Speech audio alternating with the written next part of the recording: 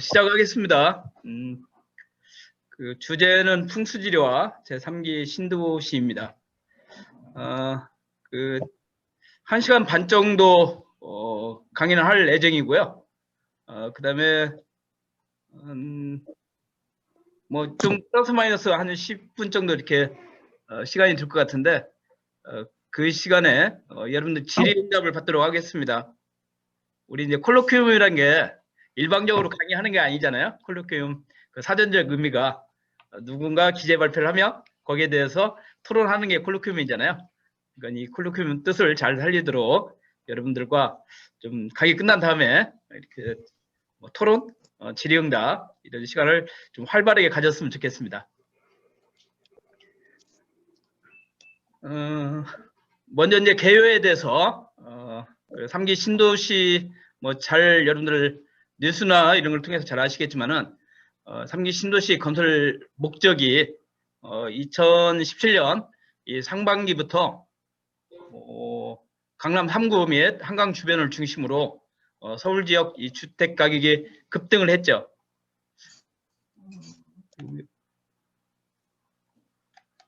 여기 지금 그래프를 보시면 이게 이제 서울 지역 이 급등을 하지 않았겠습니까? 여기 수도권도 있네요, 수도권. 근데 경기나 인천, 경기 인천이 다 이게 수도권 아닌가요? 근데 이제 수도권 지역에서도 주택 가격이 많이 상승한 곳들이 있잖아요. 판교라든가 뭐 판교죠. 이런 지역들. 또 그렇지 않은 것도 있고 아무튼 주로 이 강남을 중심으로 한 이런 지역들이 그 주택 가격이 이렇게 급등을 했습니다. 그래서 정부는 이 서울에 집중된 주택의 수요를 분산시키고자 수도권 주택 공급 확대 방안으로 2018년 9월 21일에 수도권 30만 호 주택 공급 계획을 발표를 합니다. 그런데 이제 이 지역이 서울 경기로부터 2km 정도밖에 되지 않아요. 서울 도심으로 중심을 해서 서울 도심을 중심으로 해서 우리 1기 신도시가 20km 반경 안에 있는 거죠. 1기 신도시 분당이라든가 일산이라든가 평촌이라든가 3번 신도시라든가 중동 신도시가 목표가 서울 도심에서 20km 반경 안입니다. 그래서 이 출퇴근이 가능하도록 하는 게 1기 신도시고요. 그 다음에 2기 신도시는 40km 반경입니다. 40km 반경. 그래서 이제 40km는 출퇴근이 좀 용이하지 않기 때문에 자족성을 갖춘 이런 신도시를 만든 거죠. 그래서 뭐 동탄이라든가 인천의 송도라든가 뭐 이런 지역들이 2기 신도시인데, 그런데 이 3기 신도시는 더 멀어야 되잖아요. 그런데 이 목표가 강남 집값을 잡는 거이기 때문에 2기 신도시보다 더 가까운 데 있는 거죠. 2기 신도시보다 더 가까운 곳에 입지를 하고 있습니다. 그렇기 때문에 여러분들 뭐 우리 그때 당시에 뉴스를 보게 되면 특히나 그 일산에 사시는 분들이 일산보다 더 가까운 곳에, 서울에서 더 가까운 곳에 3기 신도시를 건설하기 때문에 일산 집값이 어떻게 있어요? 일산 집값이 더 떨어지겠죠. 지금도 분당과 비교를 하면 일산 지역이 집값이 그렇게 많이 오르지 않는데 그 창릉 지역에 거기가 3기 신도시가 들어서면 일산 집값이 떨어진다고 그래서 그때 국토교통부 장관이 갑자기 생각이 안 나네. 김현미 국토교통부 장관. 그 지역구가 거기잖아요, 고향. 그래서 다음에 선거 때 반드시 떨어진다라고 일산 시민들이 막 그랬던 것 같아요. 그만큼 이렇게 가까운 지역에 있다라는 얘기입니다. 3기 신도시가 여기에 있는 것처럼. 여기 지도에 보시면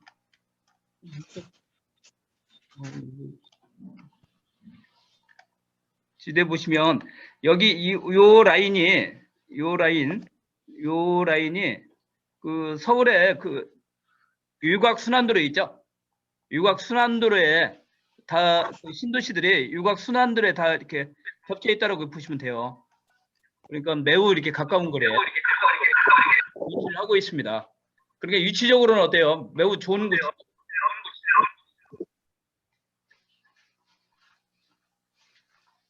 잠깐만요. 네.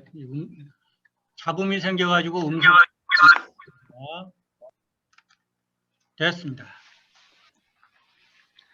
그래서 이제 그 신도시는 남양주 왕숙지구가 있고, 하남의 교산지구가 있고요. 그다음에 인천의 계양지구, 고양의 창릉지구, 부천의 대장지구를 3기 신도시로 지정을 했습니다. 그러다가 이제 뭐 이런 계획들이 이제 여러 번 수정 보완이 되면서 최종적으로는 수도권에 37만 호를 공급을 하겠다라는 거죠. 그래서 3기 신도시는 330만 평방미터 이상, 그러니까 100만 평 이상의 그 신도시급을 6곳을 건설하겠다는 거죠. 그래서 남양주에 왕숙 1, 2주고, 남양주에 그 왕숙천이 있기 때문에 왕숙지구라고 했습니다. 거기에 하천 이름을 따서. 그래서 1지구가 있고 2지구가 있습니다. 그다음에 하남 교산에 하남시의 교산에 신도시를 건설을 하고, 인천 계양에, 고양 창릉에, 부천 대장에, 광명하고 시흥하고 그러니까 거기에 거기도 하천이 있는데 그 하천을 중심으로 해서 이쪽은 광명시고 이쪽은 시흥시예요. 그러니까 그 지역을 광명 시흥지구라고 이름을 했습니다. 그래서 이 3기 신도시에서는 24만 8천 호, 그다음에 대규모 택지지구라고 해서 100만 평방미터 이상 2군데, 그래서 과천 지역이에요. 과천 경매장 앞에 있는 그 지역하고, 안산의 장상 지역, 그래서 2만 1천 호. 그래서 3기 신도시하고 대규모 택지지구하고, 그다음에 수도권 공동 택지에서 총 22년까지, 내년까지 37만 호 스토리를 집중적으로 공급을 하겠다라고 계획을 가지고 있습니다. 그래서 자세한 내용들은 이 대목을 이 표로 이렇게 정리를 해놨습니다. 표를 정리를 해놨으니까 참고하시면 될 것 같고요. 그래서 이제 뭐 이 추진 절차는 먼저 지구 지정은 끝났죠. 요 1단계 지구 지정 끝났고, 현재 이 지구 계획을 수립을 하고 있습니다. 그래서 여러 이렇게 전문가들, 각 분야의 전문가들의 이제 자문을 받아서 또 신도시를 어떻게 만들 것인지 이런 계획들을 하고 있는 단계고, 뭐 거의 2단계도 끝난 것 같아요. 참고적으로 저도 이제 이걸 거의 LH에서 이렇게 추진을 하고 있습니다. 요즘 그래서 저도 이제 이 풍수적인 측면도 나름대로 그 분야에 이렇게 이제 좀 적용하고 있습니다. 뭐 100% 풍수적으로 계획을 하고 있지는 않지만은 어떤 분야 여러 이제 전문가들이 참여하기 때문에요. 그런 전문가들의 의견이 조금씩 다 반영이 돼서 이 지구 계획을 수립을 하고 있습니다. 그다음에 이제 이게 끝나게 되면 이제 조성공사 착공을 하겠죠. 그래서 이제 공사가 완성이 되면 주민이 입주할 것이고, 이제 최종적으로 준공 검사를 받아서 이제 신도시가 완성이 되는 거죠. 3기 신도시의 위치에 대해서 다시 한번 말씀을 드리면, 지금 2선, 이 선이 아까 뭐라고 그러면 그 제1 유곽 순환도로죠. 제1 유곽 순환도로이고, 참고적으로 이 선이 제1유곽 순환도로이고, 그 다음에 수도권은 제2 유곽 순환도로를 건설하고 있죠. 지금 일부 개통이 됐고 지금 건설 중에 있습니다. 그런데 3기 신도시는 바로 제1 유곽 순환도로하고 여기에 왕숙지구, 하남 교산지구, 그 다음에 여기에 안산 장상지구, 광명 시흥지구, 인천 계양지구, 고양 창릉지구. 그래서 매우 가까운 거리에 있다. 서울을 하고. 그 다음에 이제 여기에 이제 장점이라고 한다면 우리 GTX도 있죠. GTX가 총 이렇게 3개 지구가 지나가면서 그 교통이 매우 빠르게 그리고 신도시와 신도시끼리 이렇게 연결하는 데 있어서 뭐 그 GTX를 이용을 하게 되면 한 2, 30분 안에 다 이동할 수 있는 그런 교통망을 가지고 있는 거죠. 참고적으로 GTX A 노선이 그 파주 운정주구에서 저기 동탄까지 연결돼 있죠. 동탄까지 이런 계획을 가지고 있고, GTX B 노선은 인천 송도에서 저기 그 남양주의 마석지구 있죠. 남양주 왕숙지구까지 연결을 하도록 되어 있고, 그다음에 GTX C 노선은 덕정 저 의정부 넘어서 덕정이 있죠. 거기서부터 쭉 따라서 이 수원까지 C 노선이 연결되어 있습니다. 그래서 신도시가 거리상으로는 멀지만은 다 이렇게 연계되도록 빠른 시간에 연결되도록 그런 교통망을 가지고 있습니다. 3기 신도시 조성 방안은 이제 원칙이 있어야 되겠죠. 3기 도시를. 그래서 첫째는 서울 도심까지 30분대 출퇴근이 가능하도록 한 거. 앞에서 살펴봤던 것처럼 광역교통을 이제 확충을 하는 거였고요. 그다음에 좋은 주택을 주변 시세보다 낮은 가격으로 공급하는 거죠. 이게 제일 중요하다고 하겠습니다. 그래서 양질의 주택을 합리적 가격으로 공급하는 게 목표이고요. 그다음에 양질의 일자리를 가득 찬 활기찬 도시. 일단 도시가 발전을 하기 위해서는 일자리가 풍부해야 됩니다. 일자리가 풍부하면 자연적으로 그 도시는 발전을 하게 되는 거고, 만약에 일자리가 없으면 쇠퇴를 하게 되는 거예요. 대개 일자리에 따라서 이렇게 인구들이 이동을 하게 되는 거죠. 어떤 산업이 이렇게 발전을 하게 되면 자연스럽게 그 도시는 활성화가 되는 거죠. 옛날에 우리 거제 같은 경우 어떻게 하나요? 거제 하면 어떤 도시죠? 조선 산업이 발전한 도시잖아요. 그래서 한때 뭐 그 조선이 엄청 이렇게 우리가 발전했을 때 거제가 뭐 그 엄청나게 활성화됐었었는데 중국의 이 저가 수주 때문에 어떻습니까? 중국이 배를 저가 수주하면서 수주량이 급격하게 떨어지고 다 이제 중국으로 갔단 말이죠. 그래서 몇 년 전에 한 4, 5년 전에 거제가 사람이 다 이렇게 떠나게 되는 거예요. 공장 문 다 닫고. 그런데 대역전이 벌어졌죠. 어떤 역전입니까? 우리 이제 기후 변화라는 얘기를 많이 하게 되는데 이제 그 우리가 2030년까지요. 최종은 2050년까지 탄소 제로를 만들어야 됩니다. 이건 세계가 지금 추진하고 있는 거예요. 그러니까 탄소 제로를 만들기 위해서는 그 온실가스 배출하는 것을 줄여야 되겠죠. 근데 뭐 도시에서 뭐 온실가스 줄이는 방법도 있지만은 이 배들이 우리 화물선들이 되게 벙커 시유를 쓰잖아요. 그걸 추진 연료를 해서 그러면서 그 온실가스를 많이 배출하게 됩니다. 근데 세계에서 그걸 금지를 시킨 거죠. 그래서 배들이 항해를 할 때는 그 온실가스를 배출하지 않은 연료를 사용을 해야 됩니다. 청정 연료를. 그게 뭐였냐면 그 천연가스 있죠, 천연가스, LPG 가스라든가. 그래서 배가 가스를 추진하도록 하는 그런 배들만 운행할 수 있도록 그 세계에서 규제를 한 거예요. 그러다 보니까 어떻게 됩니까? 그런 LNG 추진선을 만드는 그런 기술을 가진 그 조선수만 배를 이제 수주를 할 수 있는 것이잖아요. 근데 중국이 저가로만 그 화물선들을 만들어 왔단 말이죠. 그런데 우리 한국은 그 기술을 축적을 하고 있는데 중국이 그걸 하지 못한 겁니다. 그러니까 이제 어떻게 되는 거예요? 배를 다 한국으로만 이렇게 수주를 하게 되는 거죠. 그리고 거제가 다시 어떻게 되냐면 다시 지금 번창을 하고 있죠. 다시. 아무튼 뭐 제가 이해가 좀 길어졌는데 그런 자족성을 산업이 발전해야 일자리가 풍부해야만이 도시가 발전하고 있다라는 겁니다. 근데 3기 신도시도 그런 측면에서 자족 기능을 갖춘 이런 도시로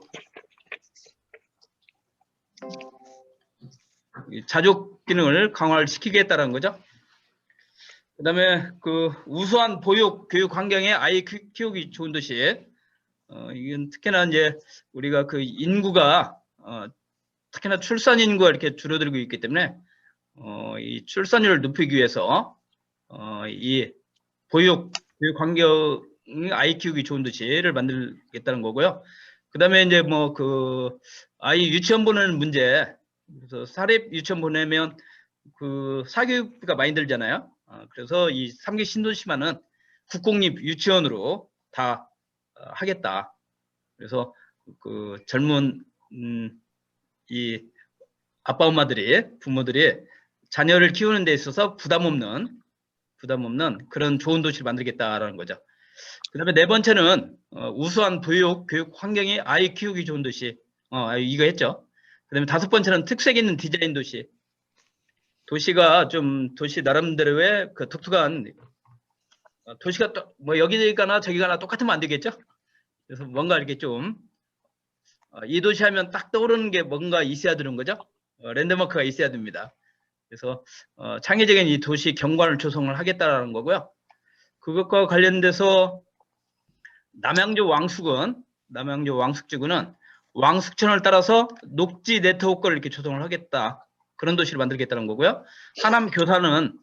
하남교산이 여기가 남한산성 밑에 있습니다.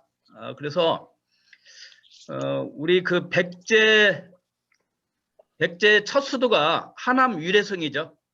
하남 위례성.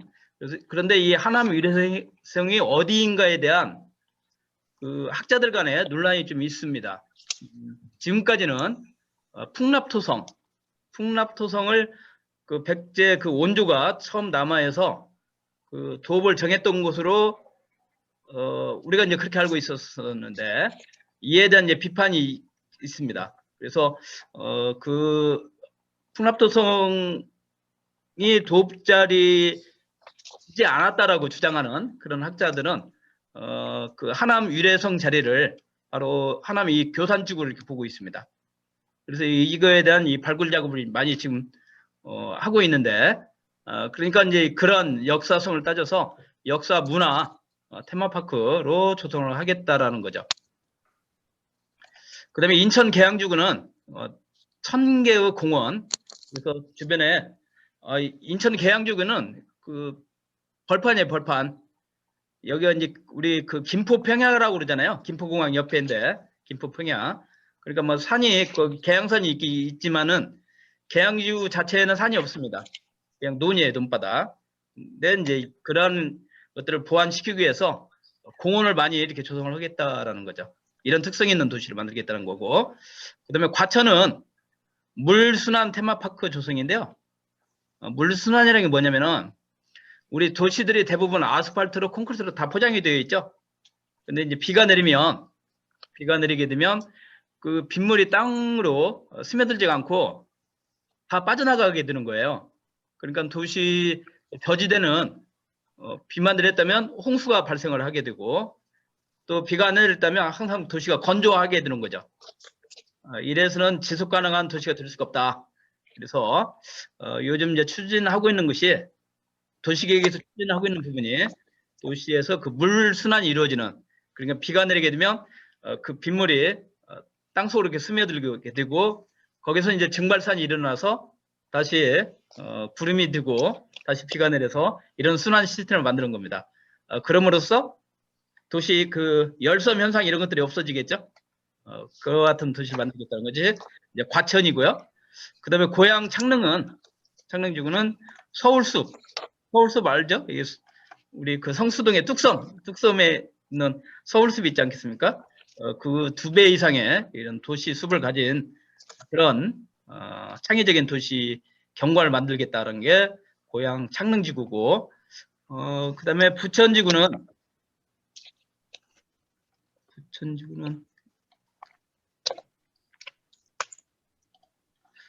대장지구는 거기에 이제 굴포천이라는 하천이 있습니다. 굴포천이라는 하천이 있는데 이 굴포천이라는 하천을 이용을 해서 수변 공원으로 조성을 하겠다. 근데 이 굴포천은요, 그 심곡천이 그 상류에 있는데 우리 그 부천에 가보시면 여러분들 서울의 청계천을 그 생태하천으로 이렇게 복원을 했잖아요. 그런 것처럼 부천도 똑같이 하고 있습니다. 근데 그것을 굴포천까지 연결시켜서 시민들이 그 물놀이까지 할 수 있는 그런 하천으로 만들겠다는 것이 부천 대장지구입니다. 그래서 이런 독특한 각 그 도시마다 특색 있는 이런 디자인을 가진 이런 도시를 만들겠다는 것이 3기 신도시 계획이고요. 그 다음에 생활에 편리한 스마트 도시. 여러분들 이제 모든 것들은 지금 우리가 이 스마트 도시로 가는 거죠. 그래서 사물 인터넷이라든가 뭐 자율주행 자동차라든가 이런 것들이 운행할 수 있는 그런 도시로 가는 겁니다. 근데 우리나라가 IT 기술이 세계 최고 아니겠습니까? 거기에 전기 자동차, 특히나 그 2차 전지 산업. 이번에 그 문재인 대통령이 미국 가서 서명한 거 있죠? 어제 오늘 새벽에 그 발표한 것 같은데 미국 바이든까지도 지금 중국에 이제 지금 세계는 미국하고 중국하고 이 패권 전쟁을 하고 있죠. 패권 싸움을 하고 있는데 지금 미국이 중국에 뒤져요, 산업이. 과거 전통적인 산업은 앞섰었는데 첨단 산업은 미국이 뒤지고 있습니다. 그러니까 그걸 따라잡을 수 있는 그 방법이 뭐겠냐? 바로 한국의 도움을 청하는 거죠. 그래서 지난 한 달 전에 그 스가 일본의 총리가 미국을 방문했을 때와 우리 이번에 문재인 대통령이 방문했을 때와 그 미국에서 그 대우하는 곳이 완전히 달랐습니다. 저는 그걸 유의 깊게 봤는데요. 사실 그 일본은 80년대까지만 하더라도 최고의 경제 강국이었었죠. 그래서 뭐 미국을 추월한다라고까지 했을 정도였었는데 지금에 와서는 한국에 다 중요 산업들을 다 뺏겼죠. 그래서 한국이 정말 우리가 모르고 있는 사이에 한국이 막 힘이 세졌습니다. 그래서 그런 첨단 산업들을 미국에 제발 공장을 만들어서 반도체라든가 2차 전지라든가 이런 것들을 미국에서 공장을 좀 세워달라고 요청을 해서 지금 그걸 다 한 거잖아요. 그러한 첨단 기술을 가지고 있는 게 우리 한국입니다. 그러면 우리 3기 신도시를 어떻게 할까요? 그런 첨단 신도시를 만들어야 되겠죠. 그래서 우리 뭐 지금 도시 계획을 전공하신 분들도 계실 텐데 옛날에는 우리가 그 수출을 하는 것이요 토목 기술, 그러니까 중동에 가서 도로를 놔준다든가 뭐 항만을 건설해 준다든가 또는 이제 건축 쪽, 그래서 뭐 아파트를 짓는다든가 주로 이런 쪽이었습니다. 옛날에는. 그런데 지금은 도시를 수출하고 있죠. 그래서 우리가 뭐 가면 어느 한 도시를 이렇게 만들어주는 그런 사업을 해요, 우리가. 그런데 앞으로 이제 그런 세계에 있는 도시들을 만들 때 바로 어떤 도시를 만드냐면 이 스마트 도시를 만들어줘야 되겠죠. 그러기 위해서 스마트 도시화가 돼야 되는데 그러기 위해서는 뭔가 시범 샘플이 있어야 되지 않겠습니까? 샘플. 이런 샘플을 보여줘야 되잖아요. 그래야 그런 나라들이 우리 기술을 가지고 요청을 하지 않겠습니까? 그러니까 그런 샘플을 만드는 곳이 바로 3기 신도시라고 보시면 됩니다. 그러니까 이 3기 신도시는 최첨단 기술들이 다 들어가게 되는 거예요. 그래서 뭐 사물 인터넷 또 뭐 빅데이터 뭐 이런 것들을 활용을 해서 정말 사람이 꼼짝하지 않더라도 자동차가 다 하는, 스스로 다 하는 그런 도시를 지금 만들 계획을 가지고 있습니다. 이건 이제 아무튼 3기 신도시가 이러한 계획을 가지고 있다는 거, 이걸 좀 알아두시면 좋을 것 같고요.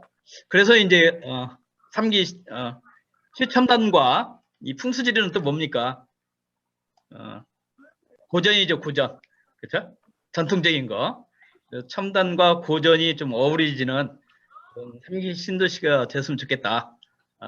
그래서 이제 우리는 풍수적으로 그 3기 신도시를 이제 분석을 해보는데 그 이론에 대해서 뭐 우리 그 강의 시간에 이렇게 들어서 잘 아시겠지만 간략하게 설명을 드리도록 하겠습니다. 풍수지리 이론은 크게 5가지라고 그랬죠? 그래서 용, 혈, 사, 수, 향. 이 5가지가 중요하다고 해서 이걸 지리오결이라고 합니다. 지리오결. 그러니까 우리가 이제 풍수적으로 어떤 땅이 좋다 나쁘다를 분석할 때 뭐 풍수에서는 수많은 이론이 있는데 그 이론들을 다 대입할 수는 없는 거죠. 크게 이 5가지 조건을 가지고 좋다 나쁘다를 판단하는 겁니다. 첫째는 용인데요. 용은 뭘 얘기하는 거냐면 산줄기를 얘기하는 거예요. 산맥을 얘기하는 겁니다. 여기 그림에서 보시면 요 산줄기 있죠? 요 산 능선을 용이라고 합니다. 왜 용이라고 하느냐면 산 능선이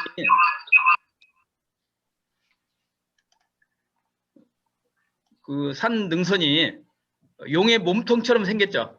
여러분들 등산할 때 보시면 산줄기가 용 몸통처럼 생겼잖아요. 그래서 옛날 분들은 산줄기를 용이라고 불렀습니다.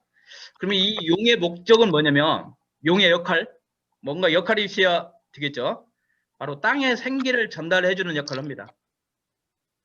그러니까 전기를 비유하자면 전기줄이라고 보시면 돼요. 전기줄을 따라서 전기가 전달되는 거잖아요. 이런 것처럼 땅의 기는 생기는 바로 이 산맥, 즉 용을 따라서 전달이 되는 겁니다. 그래서 이 용이 있어야 되는 거고, 용이 있어야 되는 거죠. 산줄기가. 그 다음에 혈은 뭐냐면 이 용을 따라왔던 땅의 생기가 모여 있는 자리가 혈입니다. 땅의 생기가 모인 땅이 혈이에요. 근데 대개 어느 자락이라면 산줄기 끝자락입니다. 산줄기 끝자락. 마치 우리 나무가 있으면 나무 열매가 과일이 어디에 열리는 거죠? 나무 이 줄기에 열리는 게 아니죠. 뿌리에서부터 나무 줄기가 뻗고 거기서 가지를 뻗다 보면 나무 가지 끝에 거기에 꽃도 피고 열매도 열리는 거잖아요. 그게 바로 나무의 혈입니다. 나무의 꽃과 열매가. 이런 것처럼 땅의 생기도 어디에 모이게 되냐면 거의 대부분, 물론 예의도 있지만은 한 98%, 99%는 거의 산맥의 끝자락에 가서 있는 거예요. 그러니까 이 땅이 좋은 땅이다 아니다 판단은 바로 산줄기의 끝자락에 해당되는가 아닌가를 판단하시면 되겠습니다. 그래서 여기 우리 경북궁도 지금 어디에 있죠? 경북궁도 북한산에서부터 산맥을 기다리고 오죠? 이게 용인 거죠. 이게.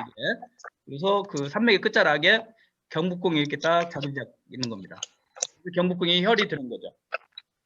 그 다음에 산은 뭐냐면 산은 보통 이제 우리 사신사라고 하는데요. 사신사라고. 그런데 이 혈에 땅에 생기가 모여 있다고 그랬죠? 근데 이 생기는 바람을 타면 흩어집니다.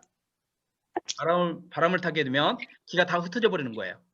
그래서 생기가 있는 땅에서 발전을 하는데 바람이 세차게 불게 되면 바람을 많이 타는 지형 같으면 생기가 다 흩어져 버리기 때문에 발전하지 못하겠죠. 그래서 이 땅의 생기가 바람으로부터 흩어지지 않도록 주변 산들이 이렇게 에워 감싸주는 겁니다. 에워 감싸주는 거죠. 이런 산들이. 그래서 우리는 뒤에 있는 산을 현무라고 하는 거예요. 뒤에 있는 산은 현무, 앞에 있는 산은 주작이라고 하죠. 좌측에 있으면 청룡이라고 하는 거고 우측에 있으면 백호라고 하는 겁니다. 그래서 뒤에 현무, 앞에 주작, 좌청룡, 우백호를 합쳐서 사방으로 산들이 감싸준다고 그래서 이걸 사신사라고 합니다.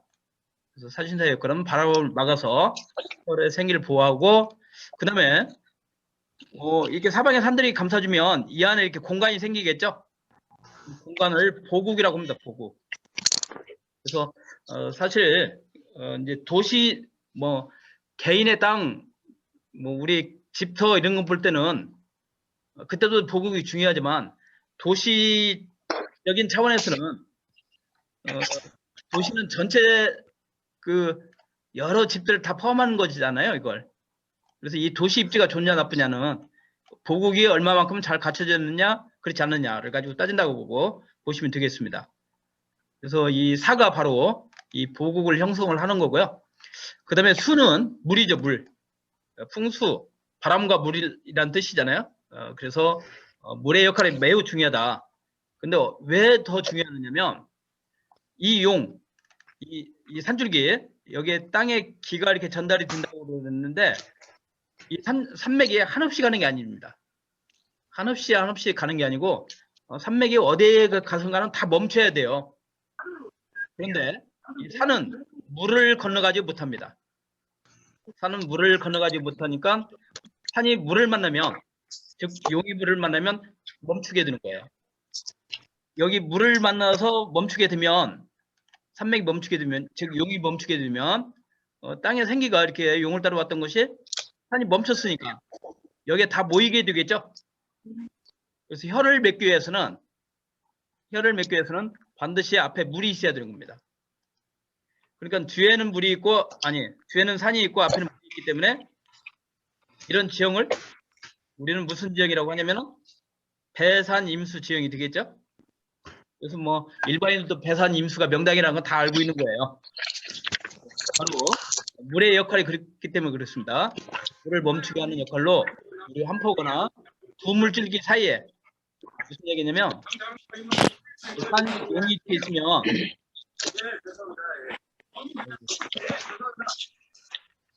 음수거 요청을 하겠습니다.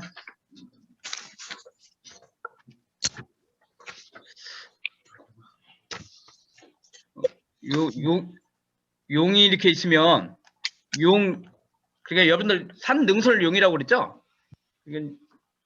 산 능선이 있으면 능선 양쪽으로는 뭐 골짜기가 됐든 계곡이 있을 겁니다. 바로 물줄기인 거죠.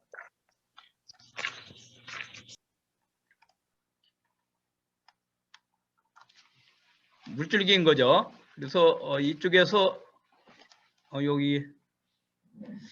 여기 경북권을 보시게 되면 요거 지금 하늘색으로 이렇게 칠해놓은 게 물줄기입니다.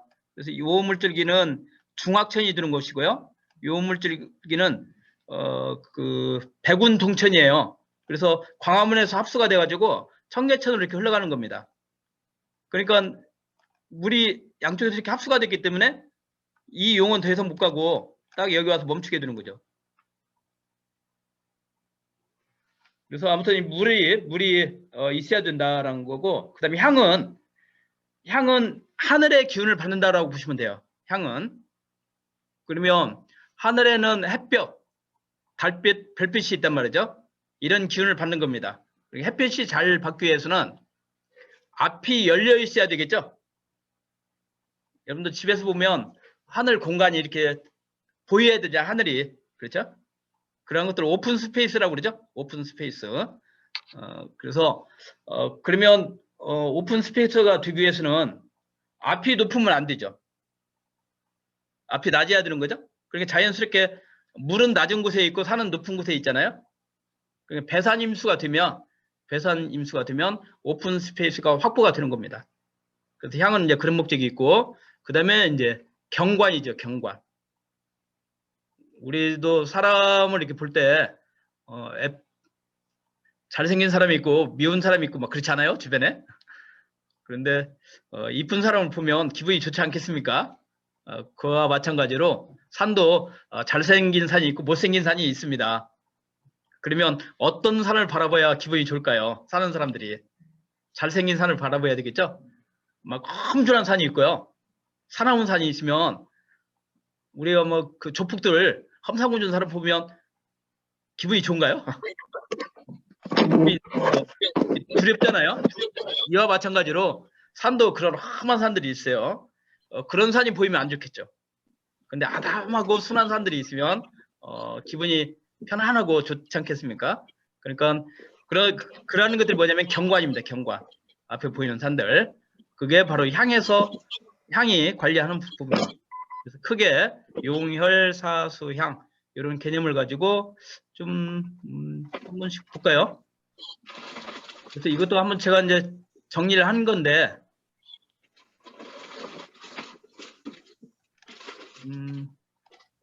우선 이제 그 좋은 땅 찾는 게 순서입니다. 좋은 땅 찾을 때는 첫째는요, 먼저 산세를 보고 보국을 갖춘 동네인지 아닌지를 판단하라고 그랬습니다. 보국은 이렇게 현무가 있고 자충령 우백호가 있으면 이 산들이 사방을 이렇게 감싸주고 있으면 이 안에 공간이 생기죠.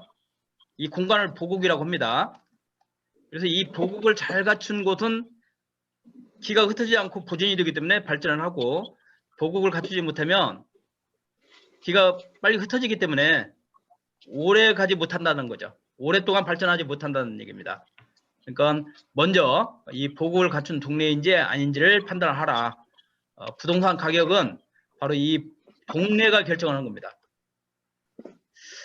풍수적으로 아무리 좋은 천하대명당이 있다 치더라도, 그런 집터가 있다 치더라도, 만약에 그 집터가요 저기 전라도 그 해남 땅끝마을에 있으면 그 집값은 비쌀까요?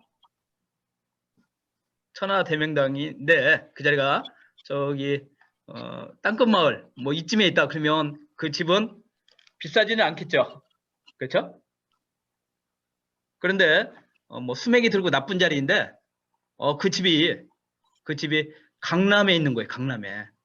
그럼 그 집값은 천하대명당에 있는 그 해남에 있는 그 집과 비교했을 때 어디가 더 비쌀까요? 당연히 강남에 있는 집이 훨씬 더 비싸겠죠. 그래서 이 부동산 가격은 풍수 명당짜리가 결정하는 게 아니고 그 동네가 결정을 합니다. 그래서 우선 우리가 그 부동산 투자 쪽으로 생각하기 위해서는 좋은 동네를 먼저 선택을 해야 된다는 거죠. 좋은 동네. 그러면 좋은 동네가 어떤 곳이냐 하면 바로 보국을 갖춘 동네. 보국을 갖춘 동네가 좋은 동네라고 할 수가 있겠습니다. 여기 분당하고 보시면 여기는 분당이죠. 분당하고 여기는 일산입니다. 일산. 그래서 두 지역을 제가 이제 비교를 해놨는데 분당이나 일산은 일기 신도시였죠. 똑같은 조건에서 아까 반경 20km 이내 도심에서 서울 도심에서 20km에 있는 또 그런 지역에 똑같은 조건을 가지고 개발된 신도시였죠. 그런데 지금 한 25년 정도 지난 현재 분당의 아파트 가격과 일산의 아파트 가격을 비교하면 어디가 더 비쌀까요? 지금도 똑같은가요? 분당의 아파트 가격이나 일산의 아파트 가격이나 똑같은가요, 지금? 아마 차이가 엄청날 겁니다. 그렇죠? 그래서 사실 일산은 그렇게 많이 오르지 않았어요. 그래서 그때 당시에 일산 들어가신 분들이 많이 후회를 했습니다. 거기에 비해서 이제 분당에 입주하신 분들은 뭐 천당 다음에 분당이라고까지 할 정도로 좋아들 했죠. 그러면 이 분당하고 일산하고의 그 풍수 지형적인 차이는 뭘까요? 분당은요, 여기에 지금 그림에 있는 것처럼 분당은 요 산들이 다 이렇게 에어 감싸주고 있죠? 거기에 분당이 자리 잡고 있잖아요, 여기에. 가운데는 탄천이 흐르고. 근데 일산은, 여기가 일산인데, 일산은 뒤에 정발산이 있습니다. 아니, 고봉산이, 그 일산의 주산이에요. 현무입니다. 고봉산이. 그 다음에 좌청룡은 여기 정발산이에요. 여기 정발산. 여기 정발산이 있죠? 정발산. 우백호는 심악산입니다. 심악산.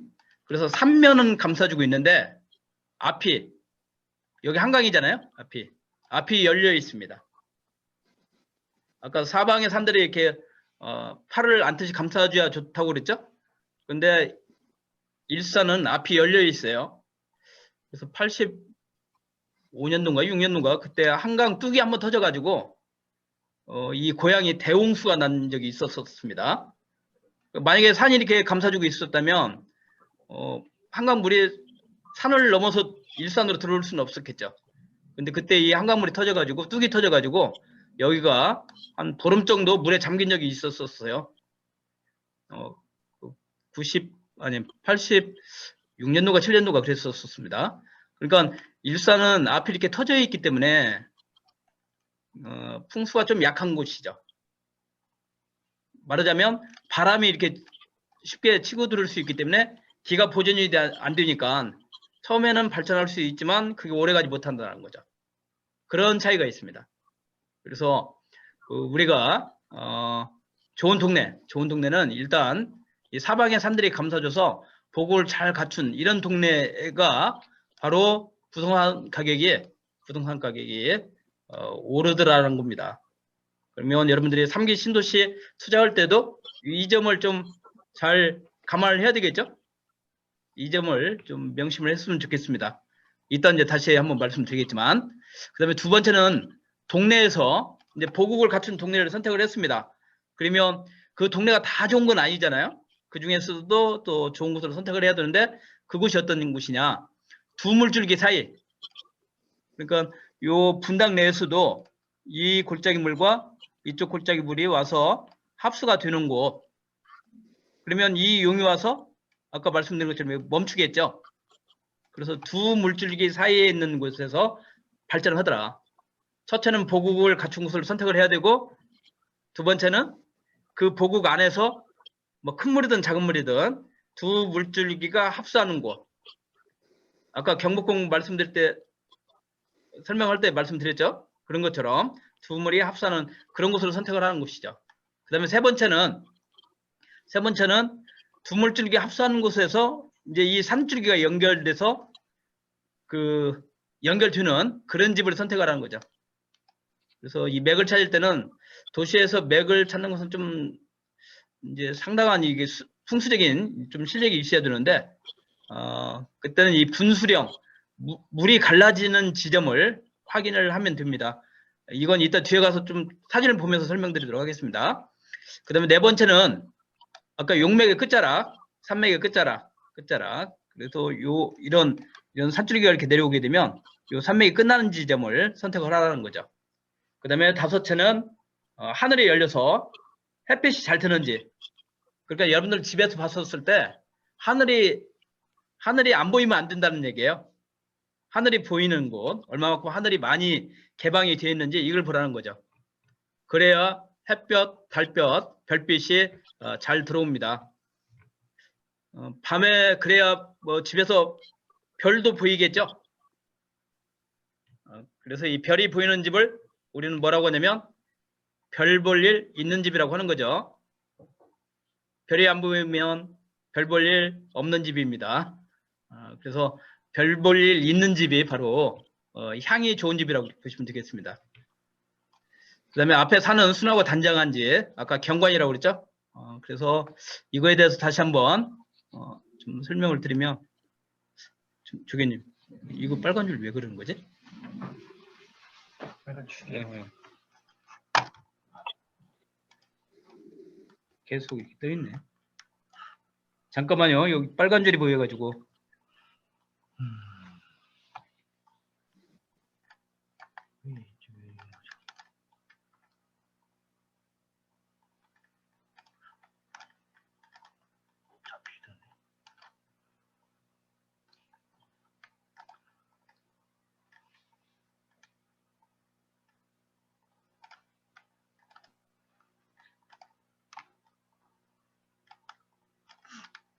안 되는 것 같은데. 여기가 어디서 긁어진 건지 그러니까. 모르겠네.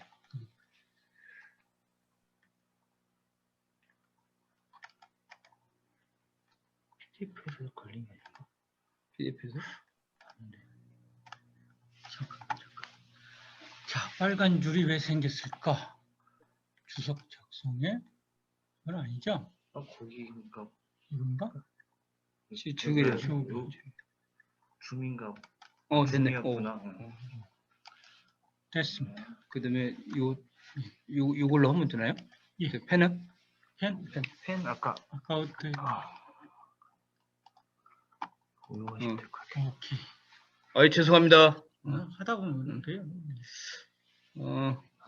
그래서 이 보국에 대해서 다시 한번 이렇게 설명을 드리면, 다시 한번 설명을 드리겠습니다. 보국에 대해서 이렇게 산들이 감싸주게 되면 그 안에 생기는 이 공간을 보국이라고 합니다. 본래는 이걸 동네라고 그래요. 동네. 이 동네라고, 우리 일반인들은 그냥 동네라고 합니다. 이 동자가 동자가 물수변의 같을 동자잖아요. 그리고 비가 오게 되면 산들이 감싸졌으니까 이게 한물이 되겠죠. 여기가 한물, 뭐 소유 유역이라고도 하는데 우리 지리학에서는 이게 동이에요. 동내니까 이 안쪽을 얘기하는 거죠. 이 안쪽을. 그래서 우리가 어디에 살아야 되냐면 동네에 살아야 되는 겁니다. 동네. 근데 이 공간이 크면 큰 동네가 되겠죠. 이 공간이 작으면 작은 동네가 되는 겁니다. 근데 이 공간이 더 크게 되면 우리 지금 이 도심처럼 서울 사대문안처럼 이 공간이 크잖아요. 그러면 도읍지가 되는 거죠. 그보다 좀 작으면 이런 이렇게 마을이 되는 겁니다. 잘 사는 마을이 되는 거고, 심지어는 그 음택, 묘지까지도 좋은 자리들은 이 보국을 이렇게 갖추고 있어야 되는 거예요. 그래서 이 동네 물이 빠져나가는 곳은 이제 수구라고 하죠. 수구. 그래서 이 수구가 좁아야 수구가 넓으면 안 좋습니다. 압이 이렇게 트이면 안 좋다는 거죠. 수구가 좁다는 얘기는 그만큼 이 보국을 잘 갖추고 있다는 얘기예요. 무슨 얘기냐면 그림을 그리자면 자청용 우백호가 이렇게 감싸주고 있으면 이 안이 보국이라고 그랬죠? 그러면 이 안에 빗물이 빠져나가는 곳도 여기잖아요. 이 물이 이렇게 빠져나가면 여기가 이게 수구가 되는 겁니다. 이 수구가.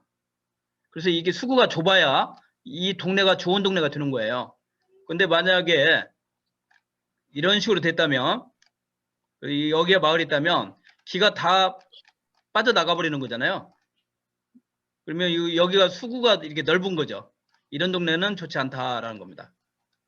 그래서 보국을 잘 갖추기 위해서는 이 수구가 좁은 곳이어야 되고, 그래서 동네가 살기 좋은 땅이고 동구 밖은 이 바깥쪽은 살기가 안 좋다라는 겁니다. 그래서 산들이 겹겹으로 감싸주고 있으면 좋은 동네이고 발복 또한 오랫동안 유지가 된다. 우리 그 서울이 조선시대 때부터 지금까지도 수도였었잖아요. 이렇게 해올 수 있었던 건 서울을 둘러싼 이 산들이 겹겹으로 감싸주고 있기 때문에 기가 쉽게 흩어지지 않기 때문에 서울로서의 역할을 해올 수 있었다라고 보고 있습니다. 그래서 이 보국 사진을 보게 되면 서울 도심이죠. 이건 남산에서 올라가서 찍은 겁니다. 사진. 그다음에 이 그 바닷가에 있는 아까 거제 말씀드렸죠. 거제에서도 이 장승포시 장승포시도 거제는 우리나라 평균 1인당 국민소득이 지금 한 3만 3,000불? 2,000불? 뭐 이 정도 되죠. 근데 현재 거제는 4만 불이 넘습니다. 우리나라 평균 국민소득보단 거제 그 시민들의 소득이 훨씬 높아요. 근데 그 중에서도 이 장승포시가 상당히 그 발전한 그런 지역이죠. 이걸 이제 풍수적으로 해석을 한다면 바로 바닷가이기는 하지만은 이런 보국을 잘 갖추고 있다는 거, 이런 것 때문에 그렇다라고 이렇게 해석할 수가 있겠습니다. 여기는 강화의 강화. 여기가 강화 읍내입니다. 한번 보세요. 산들이 어떻게 감싸주고 있습니까? 사방을 빙 둘러싸주고 있죠. 그러니까 그 고려 때 몽고군이 쳐들어왔을 때 39년 동안 여기에 고려가 수도를 정하고 몽고군과 싸울 수가 있었던 겁니다. 바로 이 보국인 거죠. 그렇기 때문에 이 겨울에 북한 쪽에서 불어오는 이 찬바람 같은 것을 다 막아주고 있기 때문에 이 광화에서 편안하게 생활을 할 수가 있었던 거죠. 뭐 뿐만 아니고 여기는 경기도 부천시인데요. 여기가 부천이죠. 부천도 이 보국을 잘 갖추고 있는 곳이고, 인천의 이쪽은 계양구 쪽입니다. 계양구 쪽. 부평 여기가 부평구죠. 부평구. 그래서 인천 중에서도 부평구가 다른 지역에 비해서 좀 잘 사는 동네에 속합니다. 그건 뭐냐면 바로 요 산들이 보국을 갖추고 있는 그런 곳이 있다는 거죠. 거기에 비해서 이쪽은 여기가 청라 지역입니다. 청라. 그래서 청라 신도시가 이쪽에 들어섰는데 그 보국을 갖추고 있지 못한 곳이에요. 그렇기 때문에 청라 이 신도시가 정말 막대한 예산을 들여서 건설을 하고 있지만은 과연 이게 지속 가능하게 오랫동안 발전을 할 수 있을지, 다른 도시에 비해서 더 많은 이 경쟁력을 갖추고 있을지, 여기에 대해서는 저는 상당한 그 의문을 가지고 있습니다. 좀 안타깝다라고 생각을 합니다. 이에 비해서 여기가 평촌이죠. 평촌은 지금 이 산들이 감싸주고 있는 보국을 잘 갖춘 곳에 있잖아요. 평촌은. 그 다음에 두 물줄기 사이가 좋다고 그랬죠. 이 보국을 갖춘 곳을 먼저 선택을 하고 두 물줄기 사이에, 요게 물줄기인데요. 이게 그 하귀천입니다. 하귀천. 요즘에 그 백원호수가 있고요. 하귀천이고, 여기가 안양천입니다. 안양천. 안양천이 만났죠. 만나서 이게 이제 한강 쪽으로 이렇게 흘러가는 건데, 그러면 요 만나는 요 산줄기 끝, 여기 백운산에서 모락산을 거쳐서 내려오는 이 산줄기 끝, 두 물이 합산은 여기가 평촌의 어느 지역이냐면 범계동이죠. 범계동. 그래서 아마도 평촌 지역에서도 가장 변화가가 그 범계동일 겁니다. 그 중에서도 특히 이 산맥이 딱 산맥의 이 끝자락에 있는 곳이, 그 평촌에 가면 육화백화점이 있어요. 범계동에 육화백화점이 있는데, 육화백화점이 전국적으로는 그렇게 크게 잘 되는 백화점은 아니죠. 좀 다른 지역에 적잖아는 그 백화점들이, 지점들이 많이 있는데요. 근데 이 평촌이 그 육화백화점 뭐 열 몇 개가 있는데 전국에 걸쳐서 그 중에서 장사가 제일 잘 되는 곳이랍니다. 그래서 이제 그 육화백화점 그 직원들 얘기를 들어보면 그 평촌점에서 벌어서 다른 지역을 먹여 살린다라는 말이 있을 정도로 그런 자리입니다. 그런데 그 자리가 지금 여기 우리가 이렇게 분석해 보는 것처럼 그런 풍수적인 요건을 잘 갖추고 있다는 얘기죠. 그 다음에 경기도의 도청 수재지인 이 수원이죠. 수원도 어떻습니까? 수원도 여기 광교산이 있고 백운산이 있고, 그래서 요 산이 이렇게, 여기는 500호짜리가 될 것이고 이쪽은 좌청룡짜리가 되겠죠. 그 다음에 이 수원 시내 안에 있는 모든 분들이 빠져나가는 게 여기죠. 여기가 수구죠. 수구가 좁죠. 그러면 요 안이 수원의 보국이 되겠습니다. 그래서 수원은 이 보국을 잘 갖추고 있기 때문에 경기도 도청 수재지로서, 그 다음에 지금 수원은 인구가 날로 이렇게 증가를 하고 있죠. 그래서 무려 120만 명이 넘습니다. 수원의 인구가. 120만 명이 넘으면 그 광역도시급이에요. 한 도시가. 그 다음에 이제 수원은 그 삼성 기흥이 있죠. 기흥. 가까워서, 거기 이제 그 시민들의 소득 수준이 아까 뭐 거제만큼은 아니지만 다른 지역 평균에 비해서 훨씬 높습니다. 잘 사는 동네인 거죠. 잘 사는 도시가 수원인 거죠. 그 다음에 뭐 그 경기도청이 또 수원에 있기 때문에 그 행정타운으로서도 발전을 하는 곳이고요. 첨단산업 행정타운 뭐 이런 걸로 발전하는 도시가 수원인데, 수원이 이런 풍수적인 요건을 잘 갖추고 있다. 그러니까 정조대왕이 한양을 이쪽 수원성으로, 화성으로 사실 이 천도를 꿈꿨던 거예요. 근데 왜 수원이었겠습니까? 여기가 풍수적인 요건이 좋기 때문에 자기 아버지 그 묘, 여기 윤건영이 여기 있죠? 아버지 묘도 본래 그 지금의 그 청량리 배봉산, 지금의 청량리 그 유생병원이 있는데 그 뒤에 산이, 야트막한 산이 배봉산입니다. 그 정조대왕의 아버지 그 사도세자 묘가 본래 거기에 있었던 거예요. 근데 그 자리가 안 좋았던 거죠. 안 좋았는데 정조대왕이 또 그 효심이 아주 깊은 왕이지 않겠습니까? 그래서 자기가 왕이 되자마자 아버지 묘를 바로 이 수원 화성으로 옮겼던 겁니다.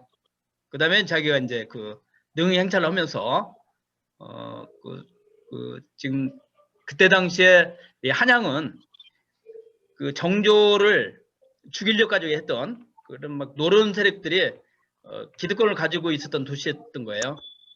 정조는 새로운 정치를 하고 싶었던 거죠.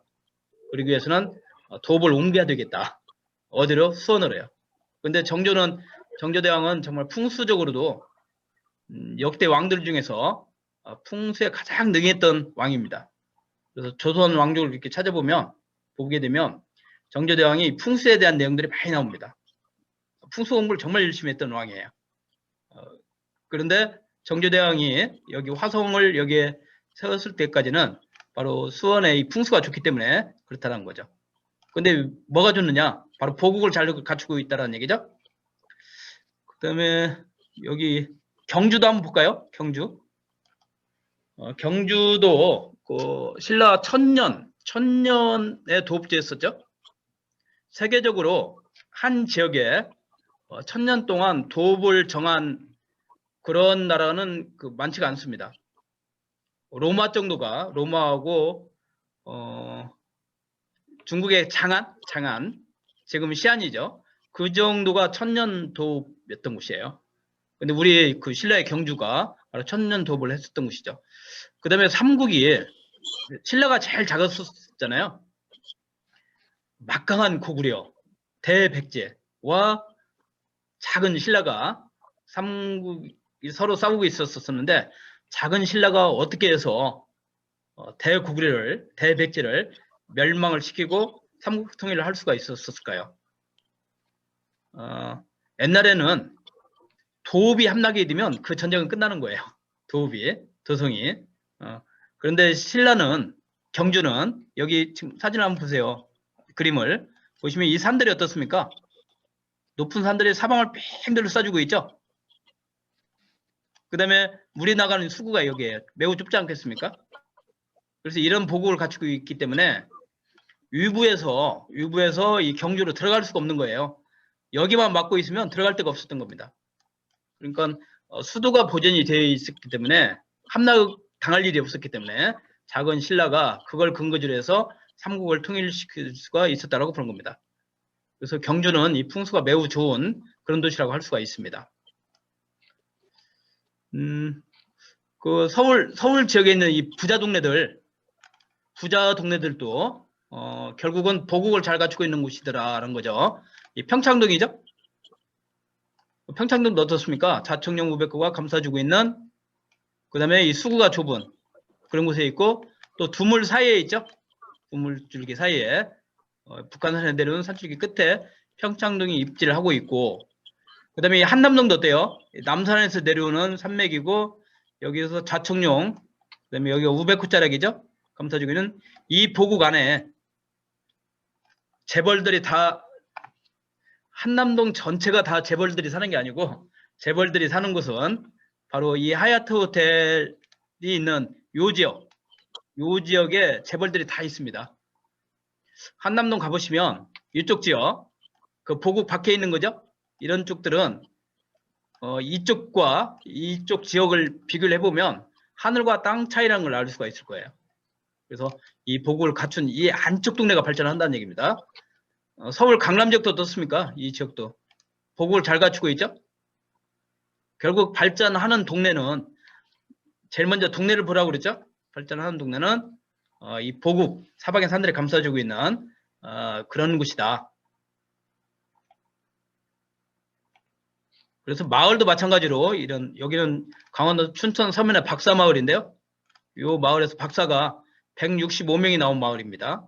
보국을 잘 갖추고 있다는 얘기고요. 이 집은 안동에 있는 의성김씨 종택인데 750년이 됐습니다. 이 집은. 근데 750년 전에도 그 의성김씨들이 아주 유명했고요. 현재도 안동 지역을 가면 의성김씨 여기가 이 가문이 매우 그 유명한 가문입니다. 그러니까 750년 동안 대대로 그 자손들이 살면서 옛날에도 잘 살았고 현재도 잘 살 수 있었다는 거죠. 그 이유가 뭐냐? 그 풍수적인 이유예요. 여기 지금 산들 보게 되면 어때요? 이런 산들이 사방을 뺑 둘러 싸주고 있다는 거죠.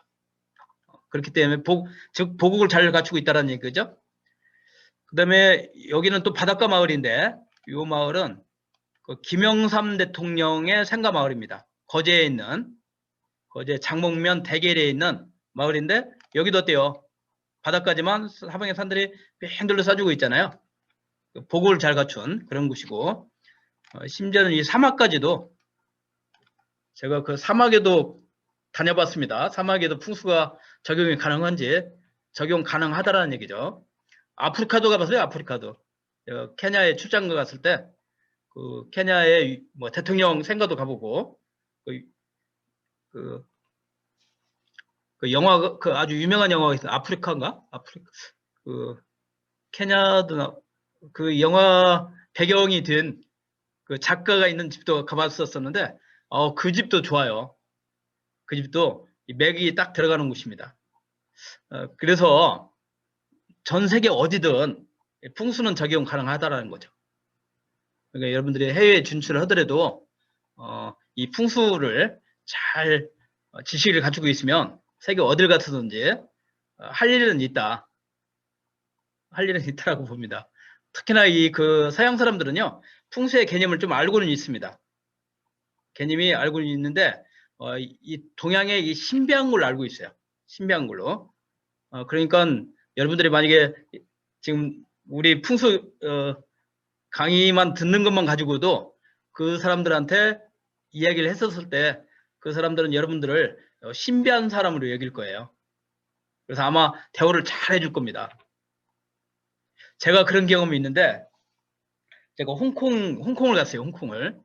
근데 홍콩을 왜 갔냐면은 그 홍콩 사람들은 금요일까지 근무를 하고 홍콩은 그 압축 도시잖아요. 빌딩들만 있는. 그래서 거기 중국 그 강을 주하이 강인가 그걸 건너가게 되면 한 1시간 정도 가면 거기를 건너가게 돼요. 그러면 거기가 홍콩 사람 중산층 이상들의 별장지대가 있습니다. 근데 이제 그 별장을 짓는 그 사업 하시는 분이 거기 이제 풍수적을 적용을 해보겠다는 거죠.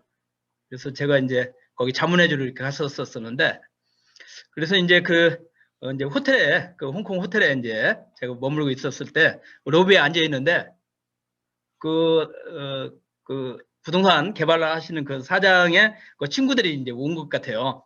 근데 저를 이제 소개시켜 주는 겁니다. 저를. 이분이 한국의 그 유명한 풍수가라고 이렇게 소개를 시켜주는 거예요. 그러니까 그 사람들이요. 한 20명 정도는 쭉 줄 서 있는 것 같아요. 그러면서 자기 관상 받으라고. 관상 받고 손금 받으려고 사주 받으려고 이러는 거예요.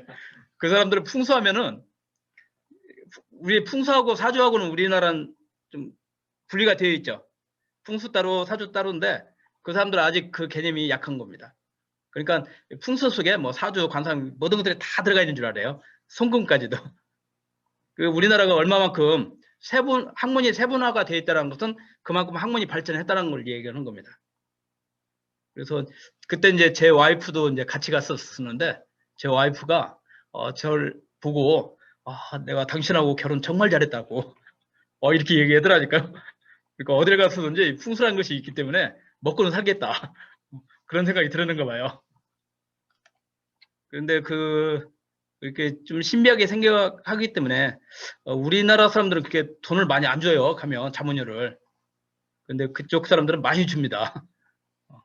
그러니까 여러분들 좀 공부를 좀 열심히 했으면 좋겠어요. 이 풍수 공부를. 거기에 부동산까지 접목을 시키면 엄청난 그런 살아가는 큰 무기를 갖지 않나라는 생각이 듭니다. 이 보국을 갖추지 못한 동네죠. 이런 아파트 단지들은. 일단 산세가 험하고 사방의 산들을 감싸줘야 되는데 이 산은 이렇게 쭉 나가는 거죠. 이쪽으로. 이쪽 산은 이쪽으로 이렇게 나가는 거죠. 그래서 물이 어떻게 물이 이쪽으로 흘러가고 이쪽으로 흘러가겠죠. 그래서 기운이 모이지 않고 다 흩어지는 곳이에요. 이런 아파트들은. 그래서 이런 것들은 좋지 않다는 거죠. 뭐 안 좋은 아파트 사례들도 많이 있는데 안 좋은 것들 얘기하면 자꾸 자기 동네 아파트값 떨어지니까 그런 얘기 좀 제발 좀 안 해줬으면 좋겠다라는 이런 요청을 받아서 이것만 이 지역만 이렇게 보여드리겠습니다. 좋은 것만 보여드릴게요. 그 다음에 자, 이게 좋은 보국을 선택을 했으면 그 보국 안에 그 좋은 동네를 선택했으면 그 동네 안에 두물 사이가 좋다고 그랬죠? 두물 사이에. 그래서 여기 이게 서울 한양이죠. 한양성 보국이 잘 갖춰져 있고, 그러면 요 지금 하늘 색깔이 물길이에요. 물길. 그래서 이런 것도 좋겠죠. 두물줄기 사이니까. 그래서 이것은 중학천이고요. 이게 중학천이고 이건 백운동천입니다. 딱 합수가 됐죠. 그러면 합수한 이 지역이 좋겠네요. 이 땅이 좋겠죠. 여기가 어디냐? 광화문이죠. 광화문. 조선시대 때도 최고의 거리였고 현재도 광화문 사거리가 어때요? 최고의 거리이죠. 그 다음에 이런 지역도 좋겠죠. 이 지역도 두물줄기 사이에 있지 않겠습니까? 여기가 서울시청 자리죠. 여기가 서울시청 자리. 이런 지역도 좋겠죠. 그렇죠? 두물줄기 사이에 있으니까 여기가 서울 그 소공동에 신세계백화점이 있죠. 신세계백화점 그 본점이 바로 이 자리에 있습니다. 이 자리. 그래서 여기는 이제 명동이고요. 두물줄기 사이에 있죠. 명동이. 뭐 여기 이런 자리도 좋죠. 이게 두물줄기 사이에 있으니까. 여기는 조계사가 있는 자리고, 여기도 좋죠. 여기도 두물줄기 사이에 있잖아요. 성균관 대학교 자리. 그래서 서울시 안에서도 특히 발전하는 곳들은 두물줄기 사이에 있더라. 그러니까 보국을 갖춘 그런 좋은 동네를 선택했으면 그 보국 안에서도 어디가 좋을까 이걸 판단할 때는 두물줄기 사이를 선택하라는 거죠. 여기는 대전인데요. 대전. 여기 대전인데 대전도 사방에 산들이 쭉 감싸주고 있는 그런 보국을 갖춘 곳이죠. 넓은 들판이 있는. 그래서 대전을 한밭이라고 하는 이유가 바로 거기에 있습니다. 우리 참 박미영 하구님이 대전에 사시는데, 그죠? 그 한밭이라는 이유가, 한밭이라는 뜻은 뭐 개족산이며 계룡산이며 뺑들로 싸지고 있잖아요. 거기에 넓은 들판이 있는 곳을 한밭이라고 합니다. 근데 그 중에서도요, 이겐 갑천이에요. 갑천. 여기가 갑천입니다. 갑천이고 여기는 유등천인 거죠. 합수가 됐죠? 그러면 이 안에 이 동네가 둔산동이죠. 대전의 둔산동. 아마 대전에서도 가장 아파트값이 비싼 거실 거예요. 그러니까 여기는 오늘날에도 발전을 했지만 옛날에도 선사시대 때도 여기 발전을 했죠. 그러니까 여기 가보면 둔산동 선사유적지가 여기에 있죠. 뭐 풍수는 우리나라만 적용되는 게 아니고 세계 어디든 다 적용이 가능하다고 그랬습니다. 그래서 여기는 그 이라크. 그래서 여기는 티그리스 강이고요. 티그리스 강이고 여기는 유프라테스 강이 딱 합수가 됐죠. 그래서 요 물줄기 사이에 여기를 메소포타미아 지역이라고 그래요. 그래서 여기에서 세계 최초의 도시 바로 우르라는 도시가 우르라는 도시가 여기에서부터 발상을 해서 인류 문명이 퍼져나가기 시작한 겁니다. 그러니까 두물줄기 사이라는 거죠. 자, 이렇게 두물줄기 사이가 좋은데, 근데 모든 땅들이 두물줄기 사이에만 있는 게 아니란 말이죠. 두물줄기가 없는 경우도 있어요. 그런데 앞에 물은 있어야 됩니다. 물은 있어야 되는데, 이렇게 물이 흘러가면, 물이 이렇게, 여기는 한강이죠. 한강이 이렇게 흘러가게 되면, 한강이 감싸주고 있는 이 안쪽과 그 바깥쪽이 있죠. 그래서 이것을 구분을 해서 물이 감싸주고 있는 안쪽을 선택을 하는 얘기입니다.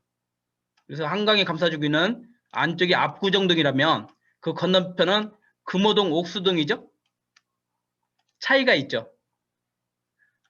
물론 압구정동은 관악산에서 내려오는 산맥의 끝자락이고 금호동, 옥수동은 남산에서 내려오는 산맥의 끝자락. 그 다음에 앞에 물이 있기 때문에 배산, 임수 지형도 맞죠. 그런데 물이 있더라도 어떻게 있느냐가 중요한 거예요. 물이 감싸주고 있는 안쪽이래야 발전을 한다는 거죠. 바깥쪽에 비해서. 여기서는 물이 싸주고 있는 것이 동구 이천동이죠. 여기서는 남산에서 내려오는 산맥이 끝자락인 거고요. 그 다음에 여기는 흑석동이잖아요. 그러니까 같은 강변에 있는 지역이라 할지라도 강물이 싸주고 있는 쪽과 그 반대쪽은 차이가 있다는 겁니다. 여기 마포하고 여의도가 있으면 여의도 쪽이 마포 쪽보다 낫죠. 그렇다고 마포가 발전을 못한다는 게 아니고 상대적으로 어디가 더 낫냐면 여의도 쪽이 낫다는 얘기죠. 그 다음에 여기는 색강이 흘러가면 여기는 영등포예요. 영등포하고 여의도를 비교하게 되면 색강이 싸주고 있는 여의도 쪽이 영등포 쪽만 더 발전한다는 얘기죠. 뭐 시골 마을도 마찬가지로 이렇게 강물이 싸주고 있는 이쪽 동네가 이쪽 동네에 비해서 훨씬 더 발전한다는 얘기죠. 그러면 도시에서도 뭐 청계천이 됐든 아니면 뭐 양재천이 됐든 탄천이 됐든 그러면 물이 싸주고 있는 안쪽이 있는가 하면 반대쪽이 있겠죠. 그러면 상대적으로 이 동네가 이쪽 동네보다 낫다는 얘기입니다. 물이 안 보인다. 일단은 도로가 이 길이 물을 대신하는 거예요. 도로가 풍수에서는 도로를 물로 봅니다. 그러니까 이쪽이 이쪽보다는 발전한다는 얘기죠.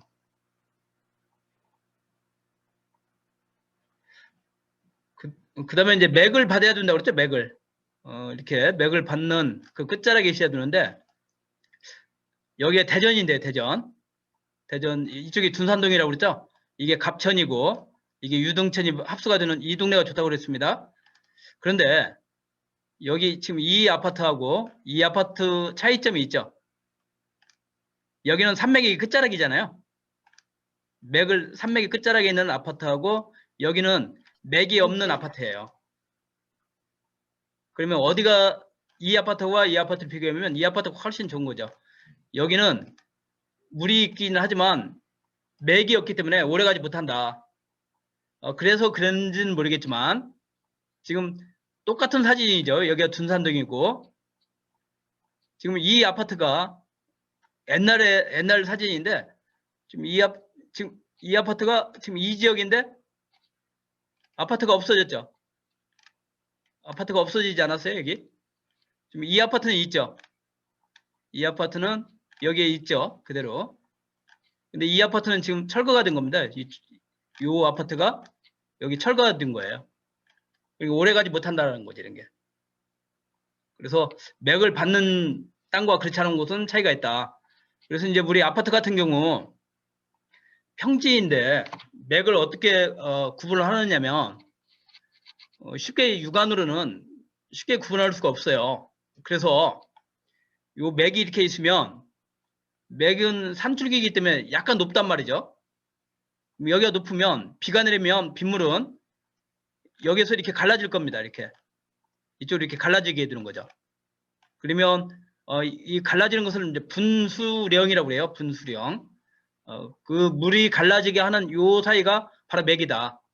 그래서 이게 연결된 그런 동들이 조원동이라고 할 수가 있겠습니다. 여기는 충남 홍성에 있는 요 집은 김자진 장군 생가예요. 김자진 장군 생가. 근데 여러분들 이 집 마당을 보게 되면 평탄한 땅 같죠? 평지 같지만 자세히 보게 되면 이 처마에 물이 떨어지면 이쪽 물은 이렇게 흘러옵니다. 이쪽으로. 그 다음에 여기 장독대에 있는 데가 또 낮아요. 여기. 그래서 이쪽 물은 이쪽으로 흘러가는 거죠. 그러면 여기 이 지역이 물이 갈라지게 하기 때문에 이게 맥이란 거죠. 이 부분이. 그래서 여기 뒷산에서 맥이 이렇게 와서 이쪽에 안채로 이렇게 들어가는 겁니다. 그래서 김자진 장군 생가가 좋은 터인 거죠. 그래서 이러한 것들은 여러분들이 쉽게 판단할 수는 없지만 이런 연습을 계속 해봐야 된다는 거죠. 계속 여기에 관심을 가지고 살펴보다 보면 평지, 우리 아파트 단지 내에서도 얼마든지 맥을 찾아낼 수가 있습니다.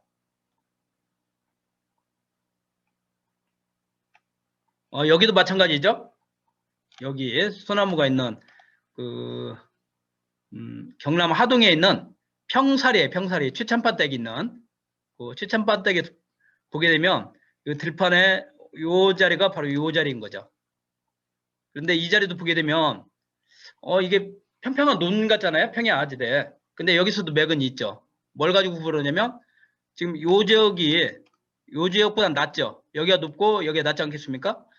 비가 오게 되면 빗물은 이리 흘러갈 거예요. 이렇게. 그 다음에 이쪽이 또 낮기 때문에 여기서 떨어진 빗물은 이쪽으로 흘러갈 겁니다. 그러면 지금 요 부분이 약간 높은 거죠. 그래서 물을 갈라지게 하잖아요. 그래서 이걸 분수령이라고 하는 겁니다. 그러니까 요 자리도 여기에 이제 묘가 있는데 묘가 있는데 상당히 좋은 자리입니다. 평지에서도 얼마든지 맥을 찾을 수가 있다는 것입니다. 그래서 제일 나쁜 것은 뭐냐면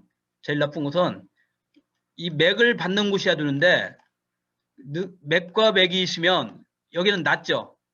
그럼 뭐가 흘러가냐면 여기 물이 흘러가는 거예요. 물이 흘러가는 곳이 뭐냐면 수맥자리죠.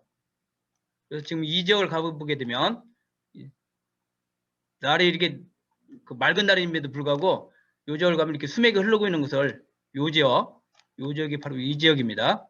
수맥이 흘러가고 있는 걸 볼 수가 있죠.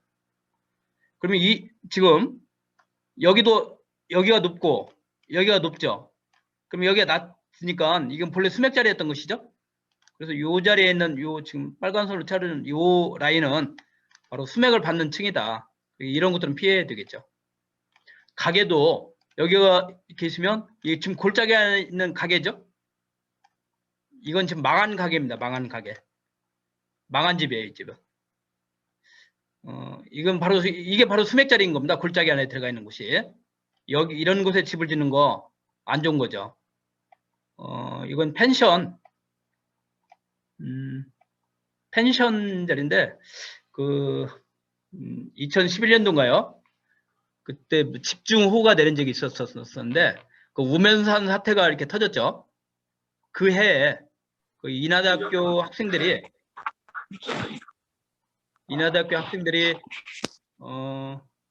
강원도 춘천에 봉사활동을 가서 펜션에서 잠을 잤습니다. 펜션에서 잠을 잤는데 그때 산사태가 나가지고 13명이 그 자리에서 이렇게 사망한 그런 사건이 있었어요. 바로 요 집입니다. 펜션. 요 집. 바로 뭐죠? 뒤가 골짜기잖아요. 근데 여기를 매립을 해서 펜션을 지어놨던 겁니다. 근데 옆집은 어떻습니까? 그 옆집은 깨끗하지 않아요? 이 옆집은? 그래서 골짜기에 지은 집과 여기에 맥을 받는 등선이 있는 그런 곳에 집을 짓는 곳과는 하늘과 땅 차이라는 거죠. 그래서 반드시 피해야 될 것은 바로 이 골짜기 이런 곳입니다. 이런 것들은 반드시 피해야 돼요. 그 다음에 이제 경관이라고 그러는데 집 앞에 이런 산들이 집 베란다에서 이런 산들이 보이면 매우 좋다라는 거죠.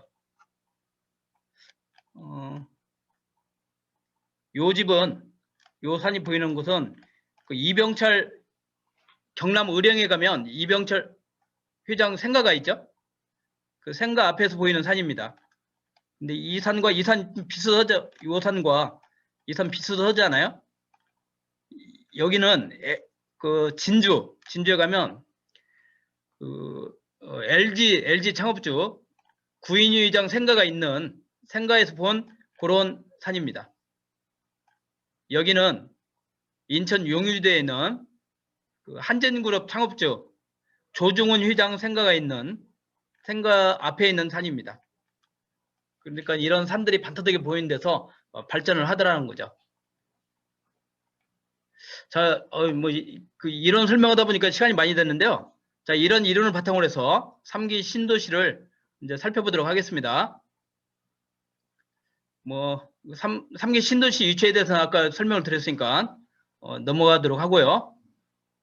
그 다음에 남양주 왕숙지구를 먼저 보겠습니다. 남양주 왕숙지구.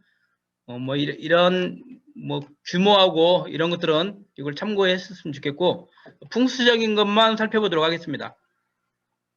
여기인데요. 여기가 왕숙 1 신도시고요. 진건읍, 남양주시 진건읍, 그 다음에 왕숙 2 신도시 지역입니다. 그런데 여기 조감들 볼까요? 지금 여기 1 신도시, 왕숙 제1 신도시 지역이 바로 이 지역인데, 여기 하천이 있죠? 이 하천이 왕숙천입니다. 여기 왕숙천이에요. 그래서 한강으로 이렇게 흘러가는 겁니다. 그래서 이 왕숙천 이름을 따서 왕숙 신도시라고 이름을 지은 거예요. 그런데 여기 일기 신도시를 보게 되면 지금 이 지역과 이 지역이 있죠. 1신도시 중에서 그럼 여기 1번과 여기 2번이라면 물론 여기 이 전체가 다 1신도시입니다. 이 전체가. 근데 이 1지역과 2지역을 비교하면 어디가 더 좋을까요? 참고적으로 1신도시는 여기는 신원리고 신원리. 여기는 진관리입니다. 진관리. 그러면 여지껏 우리 이제 아까 앞에서 설명드렸던 것처럼 여기 여기 신원리는 얼핏 보면 두물이 합수가 됐죠. 여기. 그렇죠? 두물이 합수가 됐기 때문에 여기 좋을 것 같다라고 하지만은 요 물이 어떻다는 거예요? 요 물이 이렇게 반배를 하고 있죠. 요 물이 어느 지역을 싸주면 이 지역을 싸주고 있잖아요. 요 지역은 요 물과 요 물이 이렇게 합수가 돼서 합수가 된 요 지역인데 이 물이 감싸주고 있는 것이죠. 그래서 왕숙 1신도시 중에서도 이쪽 신원리 쪽보다는 이 진관리 쪽이 훨씬 좋다는 겁니다. 이해가 되셨으면 좋겠네요. 이걸 우리 네이버 지도를 가지고 보시게 되면 여기가 신원리죠. 신원리고 여기가 진관리입니다. 진관리 쪽. 그러면 신원리 쪽은 물이 합수가 되긴 했지만은 안쪽으로 감싸주는 게 아니고 약간 도망치는 듯한 다른 데로 빠져나가는 듯한 그런 형태를 취하고 있습니다. 그에 비해서 이 진관리 쪽은 요 물이 이렇게 감싸주고 있는 그런 땅이기 때문에 만약에 여러분들이 그 왕숙 1신도시에 대해서 관심이 있으시다면 이 신원리 쪽보다는 진관리 쪽을 선택하는 것이 좀 더 좋을 것 같아요. 그래서 만약에 여기가 신도시가 이제 되고 건설이 되고 한 10년, 15년 있다 보면 아까 우리 그 한강을 사이에 두고 압구정동과 건너편 그 옥수동 쪽과 한강을 사이에 두고 차이가 나는 것처럼 여기도 한 10년 정도 지나다 보면 처음에는 조건이 똑같겠죠. 그런데 이쪽 지역이 이쪽 지역보단 그 집값이 좀 더 나가지 않을까 이렇게 예상이 됩니다. 그 다음에 왕숙 2신도시 지역은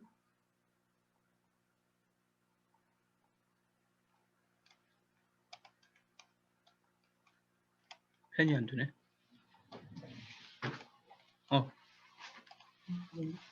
펜.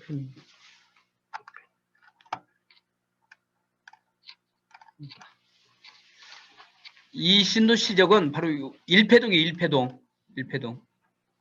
근데 여기 천마산에서 내려오는 산줄기가 딱 끝나는 곳이죠. 그 다음에 이 왕숙천과 이쪽 하천이 딱 만나는 곳이죠. 모든 물들이 합수가 되고 뭐 이런 지역도 좋고요. 이런 지역 좋은 자리입니다.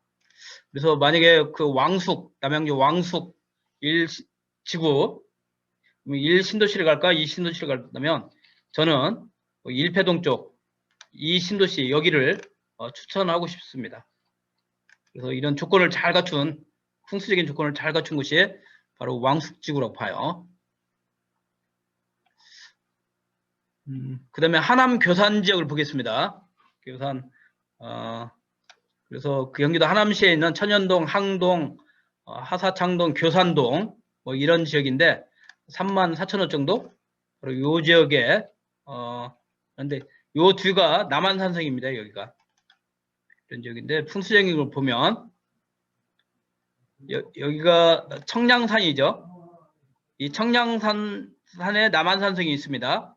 남한산성에서 좌청령자락은 금암산, 이성산으로 해서 하남시까지 이렇게 내려오는 거고요. 우백호는 이쪽 검단산에서 검단산으로 여기까지 이렇게 내려오는 거죠. 그런데 교산동은 이 지역입니다. 이걸 그 네이버 지도를 보면 이 지역인 거죠. 충궁도. 그래서 산들이 마치 이게 산등성이잖아요. 이게 이렇게 이렇게 싸주고 있는, 이렇게 감싸주고 있는 요 안쪽에 있기 때문에 매우 좋은 자리다. 매우. 그래서 정말 이런 것은 우리 신도시가 들어서기에 좀 아까운 자리 같아요. 만약에 여기에 아까 얘기했던 백제 원조가 처음 도읍을 정했던 하남 유래성의 유적이 나오면 어떻게 될까요? 공사하다가 그 시대의 유물이 나오게 되면 여기 충궁동 뜻이 옛날에 궁궐이 있었다는 그런 거죠. 궁궐이 있다는 그런 뜻이에요. 그래서 정말 좋은 자리인데 아깝다 뭐 이런 생각이 들 정도입니다. 그 다음에 인천 계양주구 한번 볼까요? 인천 계양주구. 여기도 17,000원을 세우는데 지금 이렇게 세우겠다는 거거든요. 여기가 그 인천의 계양산입니다. 계양산인데 보시면 네이버 유성 사진이에요. 여기 계양산 이렇게 있죠. 그 맥이 내려오다가 여기 보시면 이 물줄기가 이렇게 있어요. 물줄기가 있죠. 그러면 요 산맥이 물을 건너갈 수가 없다고 그랬죠. 그래서 여기 와서 끝난 거예요. 여기 와서. 근데 계양주구는 바로 이 자리입니다. 그래서 여기는 한강이고 이게 굴포천 이렇게 두는데, 그래서 이 땅은 산에 맥이 연결된 게 아니고 강물이 이렇게 합수가 이루어지면 유속이 느려지겠죠. 양쪽에서 물이 오다 보면. 그러면서 이게 토사가 쌓이게 되는 겁니다. 이걸 우리 삼각주라고 하잖아요. 삼각주. 그래서 그게 땅이 이렇게 오랜 세월 지나면서 퇴적이 되어가지고 된 땅이에요. 한마디로 맥이 없는 땅입니다. 첫째는 맥이 없고, 그러니까 용이 없다는 얘기죠. 용이 없으니까 혈도 있을 수가 없죠. 혈자리도 아니고. 그 다음에 세 번째는 자청용 우백호도 없습니다. 여기는. 왜냐면 여기가 김포공항이에요. 김포공항. 그러니까 여기는 허허벌판이잖아요. 다 이쪽이 일대가. 그러니까 바람이 뭐 사방으로부터 바람을 타는 그런 지역인 거죠. 기가 보이지도 않을 뿐만 아니고, 뭐 물은 이 굴포천이 이렇게 감싸주고 있기 때문에 뭐 좋다라고는 할 수 있을지는 모르겠지만, 근데 맥이 없는 땅에서 기가 보여 있지 않는데 물이 감싸지면 큰 의미는 없죠. 또 여기는 물의 하구 지역이기 때문에 큰 홍수가 졌었을 때, 요즘처럼 집중호우가 내렸었을 때 모든 물들이 다 이리 모여드는 거죠. 그래서 이 홍수의 위험도 있는 그런 지역이다. 그래서 그 풍수적으로는 그게 좋은 곳이라고 말할 수가 없겠습니다. 근데 제가 이제 그 인천 지역에서 좀 활동을 하고 있는데, 인천에 가서 이런 얘기하면 혼나겠죠.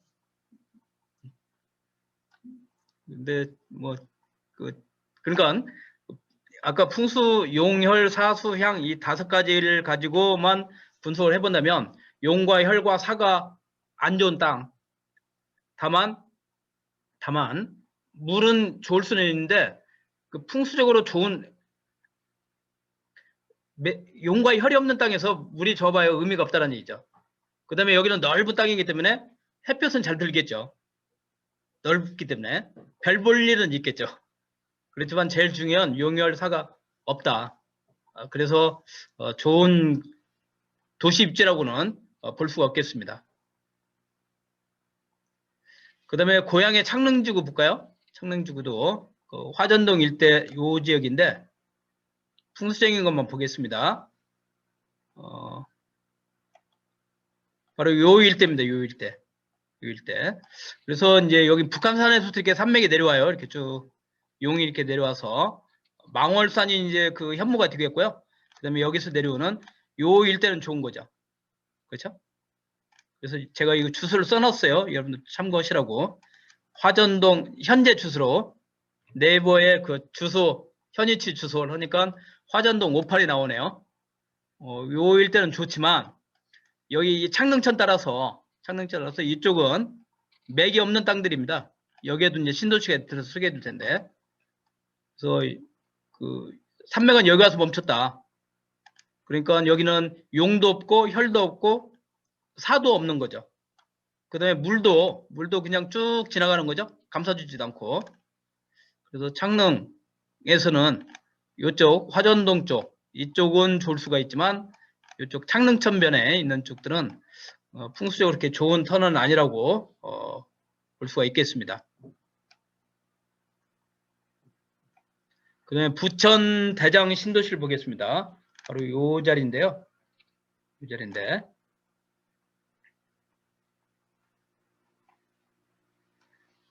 보시면,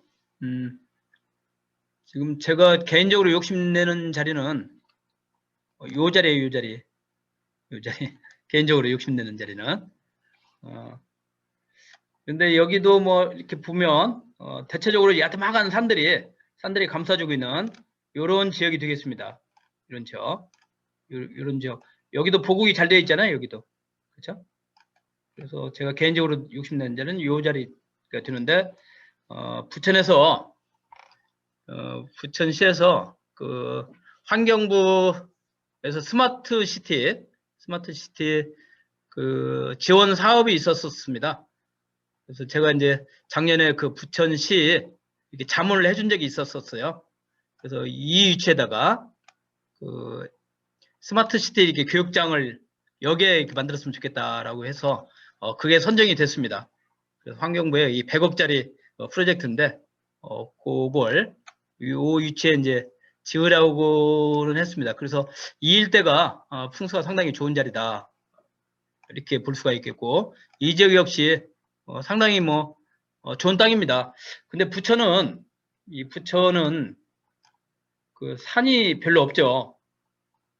그래서 이 좀 숲이 이게 부족한 도시인데 그래서 좀 보존을 했으면 좋겠는데 그 숲을 또 개관을 해서 이렇게 신도시를 여기에 또 만든다고 그러네요. 그런 측면에서 조금 아쉬움이 없잖아 있습니다. 그 다음에 광명 시흥 신도시를 한번 볼까요? 광명. 그래서 광명시에 광명동, 옥길동, 노은사동, 가학동, 그리고 시흥시에 관립동,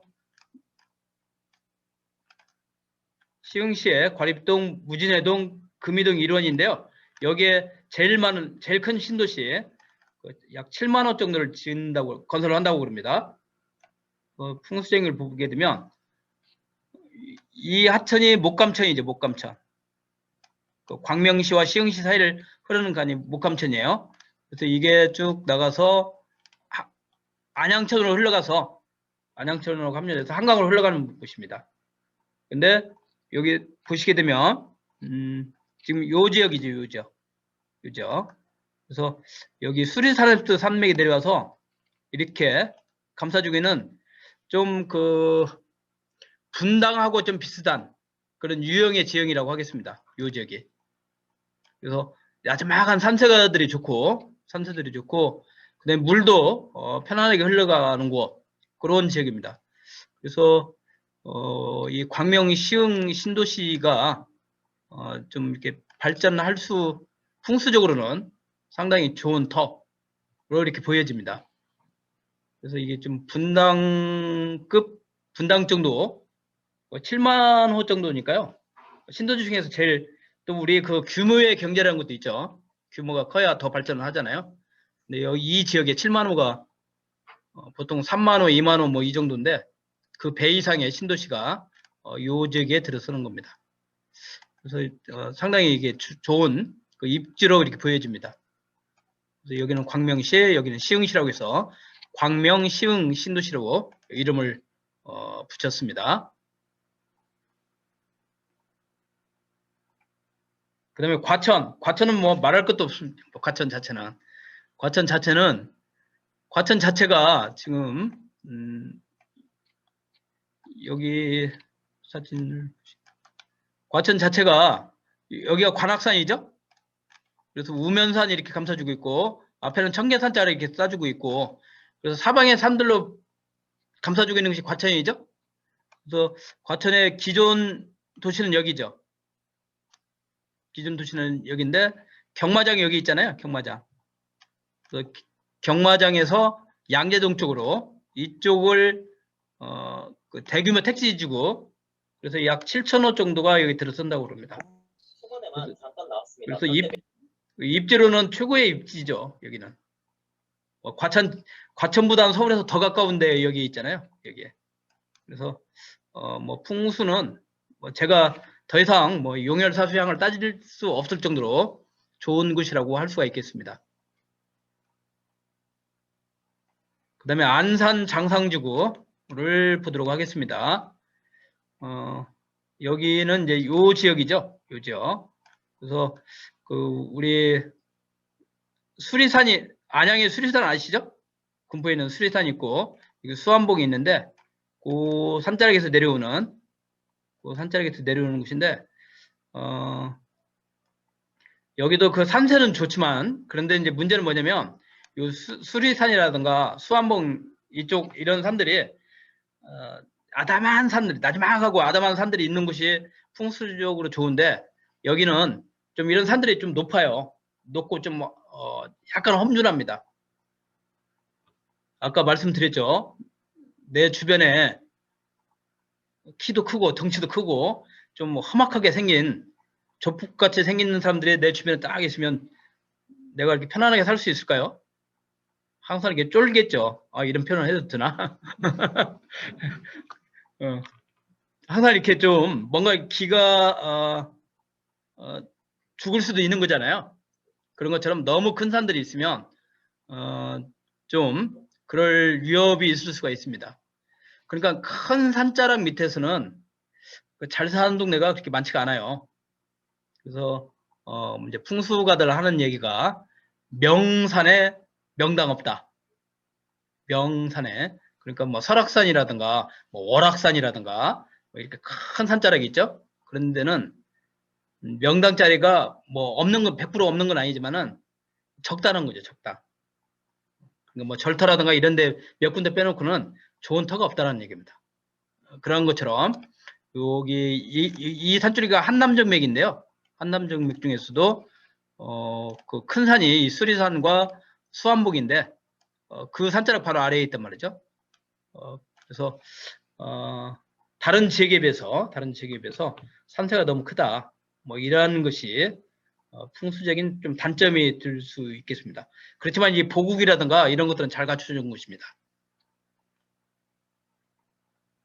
자, 여기까지 해서 그 3기 신도시에 대한 풍수지리 입지적인 걸 살펴봤습니다.